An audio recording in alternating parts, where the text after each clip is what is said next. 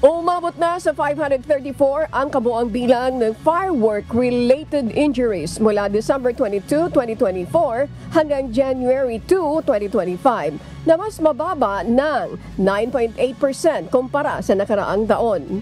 Tay sa ulat ng Department of Health, Cuitis at Boga, ang mga pangunahing sanhi ng mga insidente at karamihan sa mga biktima ay mga kabataan. Kasabay nito, patuloy na binabantayan ng DOH ang mga kaso ng stroke, acute coronary syndrome at bronchial asthma na tumaas din pagkatapos ng mga nagdaang panahon at selebrasyon.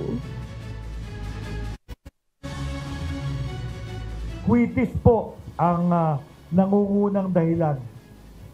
Alam nyo kasi yung cuitis, pag sinindihan mo yun, hindi mo na makontrol. Pwede hindi lumipad pataas yun eh. Pwede papunta sa tao. Nangungunang dahilan ng pinsala, ng paputok. Ang sumunod, boga. Illegal din yun, di ba? Yung boga. Boga at 5-star at whistle bomb.